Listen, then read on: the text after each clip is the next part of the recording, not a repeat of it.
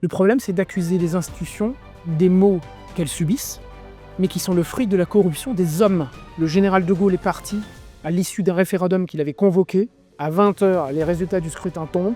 À minuit, un communiqué de 2 lignes par lequel de Gaulle dit « J'ai perdu, je pars, je quitte mes fonctions ». Quand on me dit « Faisons de nouvelles institutions, changeons de régime », je me dis déjà « Ok, avec qui, comment, pourquoi et qui tient la plume ?» S'il n'y a pas eu de barrage républicain, qu'est-ce qu'il resterait de la Macronie à l'Assemblée nationale? 40 députés? 50 députés? Allez, soyons fous, 60 députés? Ghislain Benessa est avocat, docteur en droit public et essayiste. Il est l'auteur de plusieurs ouvrages dont Le totem de l'état de droit, concept flou et conséquences claires et On marche sur la tête, la France, l'UE et les mensonges, coécrit avec Guillaume Bigot. Il revient avec nous sur la crise politique qui frappe la France depuis la dissolution de juin 2024. À ce jour, l'Assemblée est divisée en 3 blocs et aucun d'entre eux ne dispose de la majorité. Qu'il y ait une tripolarisation profonde et que la bipolarisation classique ou gauche-droite soit quelque peu érodée, voire effritée, très bien, ça fait longtemps que c'était à mon avis dans l'air, mais comme les questions de souveraineté par exemple font bouger les lignes très largement, c'est-à-dire que qui aurait pensé que, honnêtement, si on prend même par-delà le macronisme en ces 15 dernières années, qui aurait cru que désormais on parle de souveraineté énergétique? Oui, ce genre de questions qui font apparaître des clivages différents. Maintenant, ce qui me gêne beaucoup depuis, je dis la même chose depuis 1 an et demi, j'essaye d'être cohérent et de réfléchir à l'aune de l'évolution de la situation concrète, c'est qu'il y a un seul et unique responsable de notre situation, ça reste le grand timonier de la situation, c'est quand même Emmanuel Macron.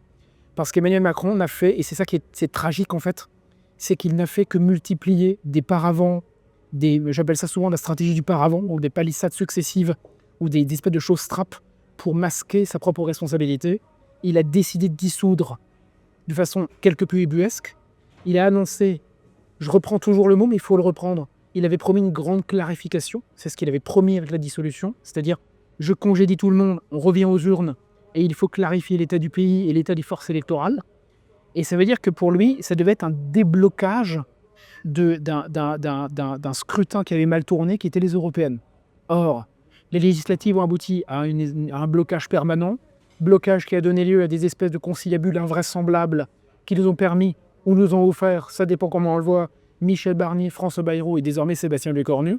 Et tout ça résulte d'un tripatouillage en fait ensuite parlementaire, dont le responsable initial demeure et demeurera pour les mois qui nous attendent d'ici la présidentielle potentielle, anticipée ou pas, on va peut-être en reparler, Emmanuel Macron. Donc le problème, c'est qu'on s'est habitué depuis maintenant 1 an et demi à voir un tel marasme que d'autres voix essayent de faire croire qu'il y a des responsabilités conjointes et on voit le tripatouillage parlementaire qui fait émerger beaucoup de conciliabules absolument lamentables d'ailleurs souvent. Il n'empêche, on a un responsable en chef. Ce responsable, il est toujours là, il s'appelle Emmanuel Macron et il a refusé de multiples fois de tirer les leçons des scrutins qu'il a perdus. Il est toujours là, il est responsable et à la limite, quelque part, il est tranquillement toujours dans le game, comme on dit, puisqu'il fait la guerre à moitié en Ukraine et il attend que le bateau sombre avec lui quelques mois de plus. La situation n'est-elle pas aussi l'aboutissement d'un essoufflement de la vie politique de ces 40 dernières années? Ah mais attendez, l'un n'empêche pas l'autre. Emmanuel Macron, je dis souvent ça, je crois que ça fait 8 ans, on a une grande question qui est Emmanuel Macron? L'homme du en même temps, le centriste par excellence, l'homme de l'Europe, etc. Tout le monde s'interroge. En fait, Emmanuel Macron, pour moi, aujourd'hui, c'est très simple. C'est le visage rajeuni et assez autoritaire de l'européisme façon Jean Monnet. C'est qu'en fait, de 1950 à 2025, l'européanisme triomphant à l'époque, qui aujourd'hui est à mon avis un peu à bout de souffle, s'est trouvé un dernier visage poupin, rajeuni, moins de 40 ans à son élection, qui était Emmanuel Macron. Le problème, c'est qu'Emmanuel Macron, quelque part, il est très jeune. Il était très jeune comme président, mais il est très daté en termes d'idéologie. C'est-à-dire que son européisme à lui, il est très ancien en fait. C'est juste qu'en France, il était triomphant déjà, mais il avait besoin d'un second souffle avec un visage rajeuni. Au fond, Giscard, ça date, il est décédé. Mitterrand n'est plus là depuis longtemps. Entre-temps, l'Europe marche quand même cas assez mal. C'est un sujet très vaste. Et Macron a donné une sorte de dernière poussée façon Startup Nation de l'européisme des années 60, 70, 80. Et du coup, à mon avis, ce qui est paradoxal et de terrible en même temps, c'est que Macron, c'est un visage rajeuni, a priori souriant, l'homme qui fait du jet ski, l'homme qui est marié avec une femme plus âgée mais qui quelque part dépoussière l'institution, l'homme qui a choisi d'avoir une vie un peu plus, comment dire, énergique, qui reprochait aux autres d'être trop vieux, qui voulait, je le rappelle, ne pas faire de politique. Il disait lui-même, je dépasse la politique, je dépasse les clivages, je dépasse tout cela. C'était une sorte de Jean Le Canuet, les anciens comprendront, des temps des années 2020. Et en même temps, formule typiquement macronienne, il n'a été qu'un visage rajeuni et très éphémère en fait, de tous les glorieux anciens, ou ces glorieux anciens à lui, qui avaient laissé une situation pourrir petit à petit, et dont lui a voulu rompre, avec laquelle il a voulu rompre, alors qu'il est en fait le digne successeur, le digne disciple. Et c'est là où je pense qu'Emmanuel Macron, il est très spécifique, c'est qu'en même temps, il est le visage rajeuni de toute cette période, et en même temps, il est juste le fossoyeur de tous ceux qui, des années avant, avaient préparé le terrain. Il n'est rien d'autre pour moi, mais vraiment rien d'autre, que le successeur tardif d'Alain Poher, européiste des années 70, qui avait ratifié la CEDH et qui avait introduit largement la France dans l'Europe, Valéry Giscard d'Estaing après lui, François Mitterrand par la suite, François Hollande par la suite, vous voyez, tout ce lignage d'hommes politiques qui préféraient quelque part l'Europe à la France. Macron était le visage rajeuni et il amène juste le bateau un peu plus loin sur la route du Titanic. Beaucoup appellent en conséquence à un changement de République. Monsieur Benessa n'est pas convaincu par cet appel. J'essaie pas de convaincre tout le monde, mais à mon maigre niveau, j'essaie de bosser toutes ces questions. Je m'aperçois quand même que le génie, qu'on le veuille ou non, de la Ve République a été d'être rédigé par des hommes hors normes. Pas par des petits juristes du samedi soir, pas par des obscurs gratte-papier, je veux dire, trouvés au fin fond d'une commission. Je dis la chose suivante, beaucoup plus qu'on ne le croit d'ailleurs, les archives l'ont démontré, le général de Gaulle lui-même a forgé la Constitution. Il a travaillé durant des années à se demander qu'est-ce qu'il ferait s'il était aux manettes. Il avait à côté de lui des hommes comme Michel Debré, qui était un légiste, un homme de bien, c'est-à-dire un homme d'une noble cause, la France, qui a mis son droit et sa plume au service du pays. Alors quand on me dit, c'est une question, vous voyez, pratique, faisons de nouvelles institutions, changeons de régime, je me dis déjà, ok, avec qui, comment, pourquoi et qui tient la plume. Parce que ceux qui aujourd'hui, je les vois apparaître, débordent autour de moi, qui viennent de l'université ou d'ailleurs, je me méfie des gens qui prendront la plume demain et seront ou non capables de faire mieux que nos aînés. Vous voyez, je garde un peu j'ai quelques réticences. Mais alors, allons au fond. Y a-t-il crise de régime ? Le problème, c'est d'accuser les institutions des maux qu'elles subissent, mais qui sont le fruit de la corruption des hommes qui tiennent les manettes. C'est-à-dire que, je donne un exemple, aujourd'hui, à mon sens, Emmanuel Macron doit démissionner. Pas parce que j'en rêve la nuit, pas parce que j'en suis persuadé pour des raisons personnelles, pas parce que c'est un mantra qu'on s'est fixé. Je me réveille le matin en me disant Emmanuel Macron doit dégager. Et parce que la lecture de nos institutions, elle est extrêmement simple. Pas de pouvoir sans responsabilité, pas de responsabilité sans pouvoir.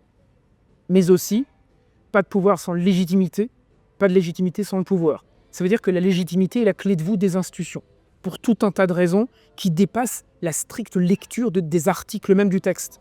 Ce qui veut dire que dans l'esprit de toute personne qui occupe la fonction, le Graal, c'est-à-dire la présidence, il a à la fois une fonction pivot, il est président élu par les Français au suffrage universel direct, c'est pas rien, ça investit d'une fonction, ça investit de pouvoir singulier, mais la conséquence de cela, c'est que si vous annoncez une grande clarification comme l'a fait Macron, si vous décidez de dissoudre comme il l'a fait, en appelant aux Français à trancher dans les urnes le scrutin et la situation du pays, si vous-même vous mettez en cause quelque part, il n'a pas mis en cause sa propre responsabilité, mais il a quand même dit qu'il s'agissait cette fois que les Français arbitrent l'état du pays. Vous ne pouvez pas ensuite faire l'économie d'une vraie question, d'une vraie interrogation, d'une vraie réflexion sur qui suis-je, moi, président de la République, qui refuse de tirer les leçons d'un scrutin qui m'a clairement fait comprendre que tout ce que je raconte de BD et moi, les Français n'en veulent plus. C'est pas compliqué, je répète toujours la même chose. Le général de Gaulle est parti à l'issue d'un référendum qu'il avait convoqué, non pas en attendant des semaines. À 20h, les résultats du scrutin tombent, en avril 1969. À minuit, un communiqué de deux lignes, par lequel de Gaulle dit, en gros, j'ai perdu et je pars, je quitte mes fonctions. Macron a mis des semaines, des mois, des années maintenant, 1 an et demi, pour nous trouver tous les stratagèmes afin d'occulter la seule question centrale depuis juillet 2024, c'est qu'est-ce qu'un président désavoué fait encore à la tête de l'État ? Certes, d'autres avant lui s'étaient maintenus, mais à mon sens, pas dans des conditions aussi ubuesques. C'est ça la grande nouveauté avec Macron. C'est plus que tout ce que ses anciens avaient fait. Il a tellement tordu les institutions qu'aujourd'hui on essaye d'affubler les institutions des mots et des responsabilités qui en fait tiennent à un homme à la tête du pays qui s'appelle Emmanuel Macron. Une démission d'Emmanuel Macron ne risquerait-elle pas d'affaiblir la fonction même de président de la République? Pour M. Benessa, elle serait au contraire tout à fait cohérente. Le départ d'Emmanuel Macron n'est pas demandé par certains parce qu'il est impopulaire. Il n'est pas demandé uniquement parce que les sondages sont mauvais. Il n'est pas demandé uniquement parce que, on va dire, l'époque est à la démission dans l'air, quelque chose comme ça. Vous voyez, l'air du temps le réclame. Mais parce que lui-même a choisi de dissoudre, c'est-à-dire qu'il a utilisé une compétence présidentielle pour confier au peuple l'arbitrage et le destin du pays. C'est très simple. Dans l'ADN de nos institutions, il y a la fonction essentielle, l'une des fonctions essentielles, c'est de dire le peuple est l'arbitre des conflits politiques majeurs. Ça veut dire que guerre d'Algérie à l'époque du général de Gaulle, aujourd'hui on pourrait dire volonté d'Emmanuel Macron de clarifier la situation politique. On pourrait dire demain, je vous donne un exemple totalement farfelu à ce stade, un grand référendum sur l'immigration. À mon avis, on pourrait, mais on ne le fait pas. Un grand référendum sur l'Europe, l'appartenance de la France à l'UE. Des grandes questions comme ça doivent être tranchées théoriquement par référendum ou alors doivent être tranchées par une dissolution, c'est-à-dire par le peuple convoqué aux urnes qui décide ou non de donner, de valider le pouvoir en place, la majorité. Emmanuel Macron, c'est ce qu'il a fait. Il a perdu un scrutin, il était très impopulaire et il a dit au peuple, clairement, je vous propose de clarifier l'état du pays. Vous, peuple souverain, soyez l'arbitre de la situation. C'est ce qu'il a fait. C'est ça la réalité. Alors, est-ce qu'il l'a fait pour des mauvaises bonnes raisons? Est-ce qu'il a eu l'hubris un peu dingue de faire une dissolution un peu folle? Certainement. Mais voilà la question posée. Ce qui veut dire que vu qu'il a posé la question et que la réponse a été donnée, et la réponse, elle a été claire, c'est de dire « on ne vous veut plus ». S'il n'y a pas eu de barrage républicain, qu'est-ce qu'il resterait de la Macronie à l'Assemblée nationale? 40 députés? 50 députés? Allez, soyons fous, 60 députés. Ça veut dire que, globalement, une majorité devenue inexistante, qui ne tient qu'à un fil, après une dissolution voulue par le président de la République, il doit en tirer les conséquences qui s'imposent. C'est pour ça que dans ces conditions, sa démission serait parfaitement logique, rationnelle et raisonnable au vu d'une mode d'emploi. Et le problème, il est très simple. Plus il attend, moins il peut dissoudre, parce qu'on ne comprend, il peut démissionner, parce que moins la démission sera comprise à l'aune du résultat des législatives. Vous voyez ce que je veux dire? Plus il entraîne le pays en avant, moins la démission est possible parce que le temps passe. Donc tout s'organise en fonction de la petite vérole de juillet 2024. Et cette petite vérole à la fois oblitère l'hypothèse de la démission et entraîne tout le reste de la France derrière un sillage, dans son sillage. Au fond, le chaos devient irrémédiable et la démission de plus en plus improbable. Mais le problème, c'est que la France, pendant ce temps, perd un temps fou et se soumet à un arbitrage dingue avec une assemblée absolument invraisemblable et des calculs d'appareil qui, franchement, ne rehaussent pas le niveau de la politique française, au niveau des députés français. Ghislain Benessa critique la notion de front républicain qui, selon lui, abîme le principe de démocratie tel qu'il était compris à l'origine. C'est la fameuse invention d'il y a maintenant presque 30 ans, 25 ans, histoire de barrer la route au RN, à l'époque le FN devenu le RN, et barrer la route au pouvoir, à l'accession au pouvoir. Donc on a rejoué l'énième barrage républicain, le front républicain, durant les législatives entre le premier et le second tour. Le premier, il est simple. Il dit toujours la même chose et je crois qu'on ne peut pas faire l'économie d'une vraie réflexion sur la question qui dépasse le cadre strict du front républicain. On ne peut pas être démocrate à moitié. Ça veut dire que soit on reconnaît que l'élection se passe dans les conditions qu'on essaye de rendre optimales, c'est-à-dire liberté d'opinion, liberté d'expression, liberté des partis de faire campagne, liberté des gens de choisir leur poulain, de choisir leur candidat, de choisir les partis, de choisir leurs candidats. Ils sont libres. On le fait comme ça. Et ça signifie que même quand le résultat ne vous convient pas, la démocratie apparaît. Or, ce qu'il se produit, c'est pour ça que pour moi, le Front républicain n'est que l'avatar d'une situation beaucoup plus complexe, périlleuse et tragique à terme peut-être, c'est qu'on nous fait croire que la démocratie ne compte plus dans le terme même qu'elle est. C'est-à-dire que démocratie, le pouvoir appartient au peuple, démos, qui s'exprime théoriquement comme il l'entend. Normalement, c'est les élections, le suffrage. Or, le barrage républicain est l'idée que certains n'ont pas le droit d'arriver au pouvoir, donc on fait un barrage entre républicains, contre ceux qui ne sont pas républicains. Premièrement, le RN est un parti républicain, on ne pourra pas dire le contraire. Qu'il soit ensuite placé à droite, extrême droite, c'est un autre débat. Mais c'est une stupidité de dire le contraire, puisque même Jean-Marie Le Pen était un républicain même. Je veux dire, feu Jean-Marie Le Pen, le honni Jean-Marie Le Pen était un républicain qui n'était pas du tout le fils des contre-révolutionnaires rêvant que la France revienne à la monarchie, etc. C'est une stupidité. Donc ça, première chose. Mais deuxième chose, on observe chaque jour que sous l'influence notamment d'une pensée mondialiste européenne, largement en l'air du temps, Ursula von der Leyen nous invente maintenant le bouclier démocratique, qui est une façon de dire on va réguler la liberté d'expression, notamment sur les réseaux sociaux, pour nous prémunir des ingérences étrangères.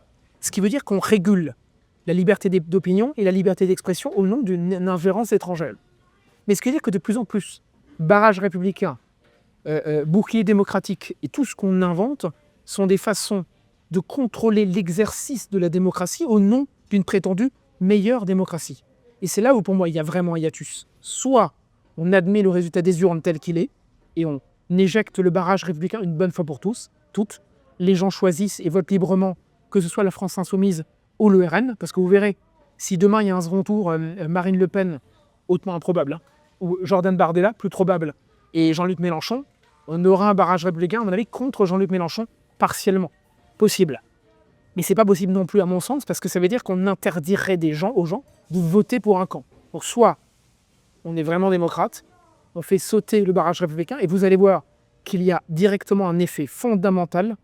Je pense que les gens peuvent retrouver un peu foi en la démocratie, parce qu'ils vont se rendre compte que l'alternance, ça existe, qu'un choix libre, ça existe encore, que les dés ne sont pas forcément truqués avant même d'aller aux élections, et que la grosse casse médiatique va arrêter sur le travail.